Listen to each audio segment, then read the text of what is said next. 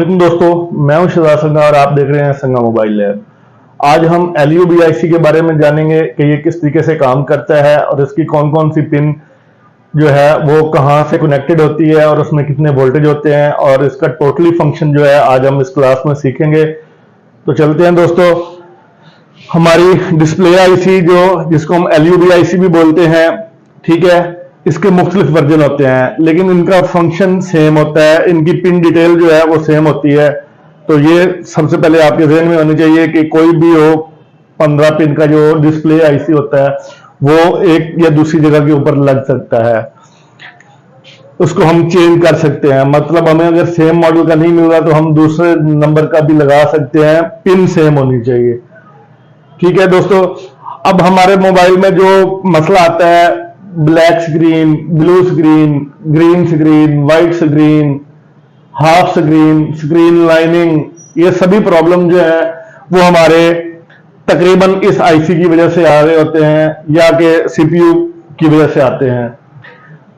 तो दोस्तों, अगर आपके मोबाइल में डिस्प्ले नहीं बन रहा तो सबसे पहले आपने इस आईसी को चेक करना है कि इस आईसी को जो है ना वो वोल्टेज VPH के वोल्टेज मिल रहे हैं या नहीं मिल रहे। तो वो हम कहां पे चेक करेंगे? उसके लिए हमें इस PMIC से एक बूस्टर कॉइल की मदद से इसके C1 और D1 की पिन के ऊपर 3.7 से लेकर 4.2 वोल्टेज तक का वोल्टेज, VPH वोल्टेज या V6 वोल्टेज, जो MTK की स्कीमेटिक के अंदर V6 वोल्टेज बोलते हैं, वो इसके अंदर इन होगा, C1 के ऊपर इन होगा और कॉइल की मदद से वो D1 के अंदर भी जाएगा, यहां पर स्विचिंग होगी। ठीक है, ये वोल्टेज इस आईसी को मिलने जरूरी है। अगर ये वोल्टेज आईसी को नहीं मिल रहे होंगे तो आपका डिस्प्ले काम नहीं करेगा। नंबर 2, इसके अंदर इस आईसी को एक्टिव करने के लिए इनेबल सिग्नल भी चाहिए होते हैं। तो वो सिग्नल जो है वो हमें CPU से मिलते हैं। ठीक है, तो इसमें A1 और B1, ये जो पहले दो पिन है A1 और B1 की पिन, ये इनेबल 1 और इनेबल 2 की पिन है और ये डायरेक्ट CPU से आती हैं। ठीक है, अगर ये दोनों पिनें भी नहीं मिलेंगी तब भी आपका डिस्प्ले आईसी काम नहीं करेगा। ठीक है, ग्राफिक नहीं बनेंगे। ठीक है, और इनके ऊपर 1.8 वोल्टेज जो है ना वो करंट मिलना जरूरी है।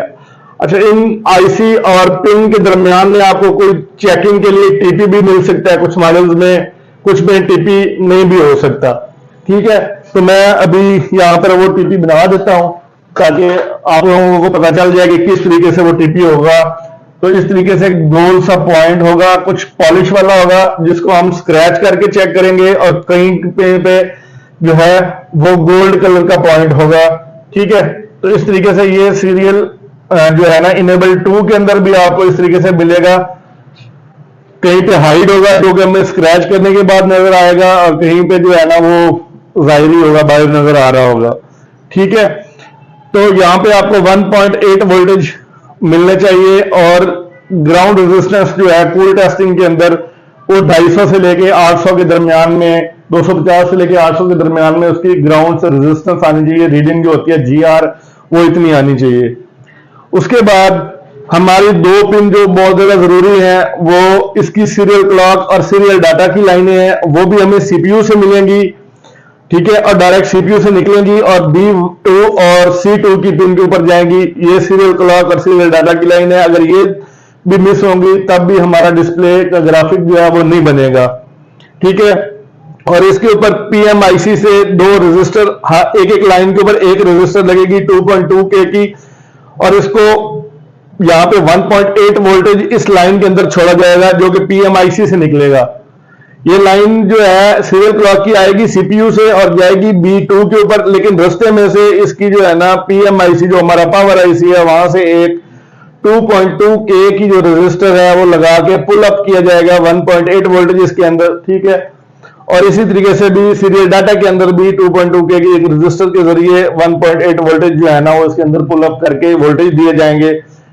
ठीक है, ये चारों पिनें जो हैं, इन चारों पिनों में 1.8 वोल्टेज जब आप पावर बटन प्रेस करेंगे उसके बाद ये बनेंगे। ठीक है, उससे पहले नहीं बनेंगे। जब आप पावर बटन प्रेस करेंगे, सेट ऑन होगा तो ये वोल्टेज जो है ना ये यहाँ पे बनने जरूरी है। ठीक है, ये वोल्टेज जो है ये पावर बटन प्रेस करने के बगैर ही होंगे, ये कॉइल के मदद से इसके अंदर जाएंगे स्विचिंग के लिए। ये 3.7 से लेके 4.2 के ये वोल्टेज जो है ये पावर बटन प्रेस किए बगैर ही बनेंगे जब बैटरी आपकी लगी होगी तो। ठीक है, उसके बाद इसमें जो अगली पिन आती हैं वो आती हैं जो plus positive VSN VSP plus positive जो होता है ना VSP होता है, और प्लस नेगेटिव जो होता है वोल्टेज नेगेटिव जो होते हैं वो VSN होते हैं। ये -5 वोल्ट से -6 वोल्ट और +5 वोल्ट से +6 वोल्टेज तक के वोल्टेज होते हैं। ठीक है, तो ये हमारी A2 से जो है ना A2 की पिन हमारी नेगेटिव की होती है। यहाँ पे हमारे जो है वो वोल्टेज निकलेंगे, ये यहाँ पे -5 वोल्ट से लेके -6 वोल्ट तक यहाँ पे बनने चाहिए। इस कैपेसिटर के जो है ना पॉजिटिव वाले सिरे के ऊपर जो है ना आपको इतने वोल्टेज मिलने चाहिए, और ये वोल्टेज जो है आपको इस पिन के ऊपर भी जो LCD का कनेक्टर है यहां पर भी मिलने चाहिए। ठीक है, और ये अगर यहाँ पे मिल जाते हैं तो फिर आपका ये समझ लें कि ये लाइन हमारी 100% वर्क कर रही है।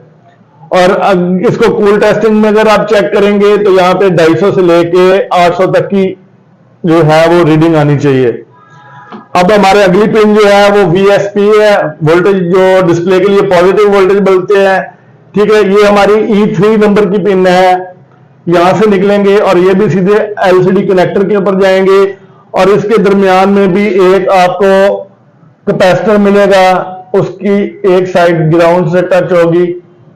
ठीक है, और यहाँ पे इस कैपेसिटर के ऊपर भी आपको जो है ना वो 5 वोल्ट प्लस और 6 वोल्ट 5 से लेकर 6 वोल्ट तक का करंट जो है ना यहाँ पे मिलना जरूरी है।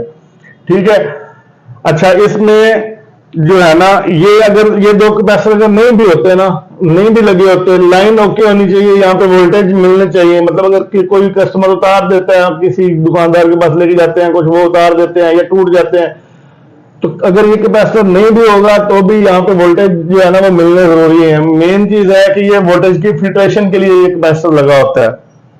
ठीक है, और उसके बाद जो है ना हमारी ये जो बाकी की पिनें बचती हैं, ये दो पिनें E2 और D3, ये इस IC की जो है ना वो फीडबैक के लिए होती है, करंट के फीडबैक को चेक करने के लिए होती है। ठीक है, इसके ऊपर एक कैपेसिटर लगा होता है जो कि दूसरी हिस्सा ग्राउंड होता है, और इसके ऊपर भी तकरीबन आपको जो है ना वो वोल्टेज 5 वोल्ट के आसपास करंट यहाँ पे 5 से 6 वोल्ट के दरमियान में आपको करंट मिलेगा। ठीक है, और V5 वोल्ट से 60 वोल्टेज तक करंट यहाँ पे भी आपको इसकी पॉजिटिव वाली साइड पे मिलेगा। ठीक है, और बाकी 3 पिनें जो रहती हैं बकाया B3, D2 और E1, ये इसकी ग्राउंड की पिनें होती हैं। ठीक है, यहाँ पे ये ग्राउंड मिलना जरूरी है। अगर इन पिनों में ग्राउंड नहीं मिल रहा तब भी ये IC काम नहीं करेगी और हमारी जो है ना वो ग्राफिक नहीं बनेगी। ठीक है दोस्तों, तो इस तरीके से ये हमारा जो LUB IC है। ठीक है, ये LUB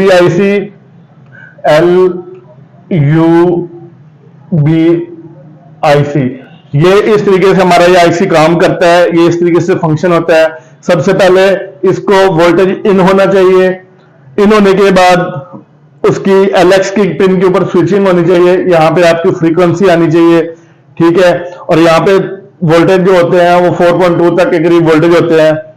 ठीक है, उसके बाद अगला स्टेप जो हमारा होता है वो ये चेक करना है कि क्या इसका इनेबल सिग्नल बन रहा है।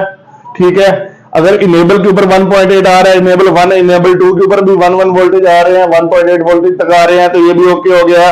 सीरियल क्लॉक और सीरियल डाटा की लाइन चेक करनी है, यहाँ पर भी GR और वोल्टेज आने चाहिए। ठीक है, ये भी आ गया तो ये भी ओके हो गया। उसके बाद ये हमारा बूट कैप है।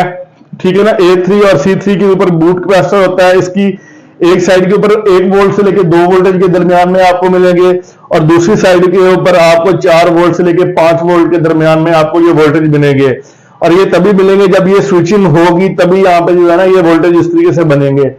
ठीक हो गया, तो ये जो है ये बूट कैप बहुत ज्यादा जरूरी है। अगर ये बूट कैप खराब हो जाएगा या उतरा हुआ होगा तब भी ये आपका पूरा फंक्शन जो है काम नहीं करेगा इसके ऊपर। ठीक है, और उसके बाद दोस्तों जो है ना, ये लाइनें जो है VSN और VSP की, इसके ऊपर -5 वोल्ट और +5 वोल्टेज के जो वोल्टेज हैं वो हमारे LCD कनेक्टर तक जाने चाहिए। ठीक है, तो इतना जो वर्क है ना ये इस IC का है। इसके अलावा जो हमारे वोल्टेज डिस्प्ले के लिए बनते हैं, जो LCD के ड्राइवर के LED के वोल्टेज बनते हैं, वो एक अलग फंक्शन है। ठीक है, लेकिन कुछ मॉडल्स में ना ये दोनों मिल के काम करते हैं। अगर ये ग्राफिक वाले वोल्टेज बनेंगे तब उधर वाले भी काम करेंगे। ठीक है, तो इसके लिए इंशाल्लाह नेक्स्ट वीडियो जो मैं बनाऊंगा वो LCD ड्राइवर IC के ऊपर बनाऊंगा, जो LCD की लाइट को जलाती है। ये डिस्प्ले और ग्राफिक का IC है, इसका काम सिर्फ ग्राफिक के साथ लेना देना है। ठीक है, अब डिस्प्ले जो लाइट IC है उसके बारे में इंशाल्लाह नेक्स्ट वीडियो जो होगी वो लाइट IC के लिए होगी। तो अगर आपको इसकी ये मैंने जो चीज आपको समझाई है, अगर आपको अच्छे से समझ आ गई है तो आप हमारे चैनल को जो है वो सब्सक्राइब कर लें और वीडियो को लाइक किया करें, ताकि और लोगों को शेयर भी कर दिया करें, ताकि जो भी नए यूजर्स हैं या जितने भी मोबाइल रिपेयरिंग के नए नए दोस्त हैं जिनको अभी तक इस तरह की नॉलेज का नहीं आइडिया, तो उनको ये वीडियो मिले और वो इससे कुछ ना कुछ फायदा उठा सकें। ठीक है दोस्तों, दुआओं में याद रखिएगा। अल्लाह हाफिज।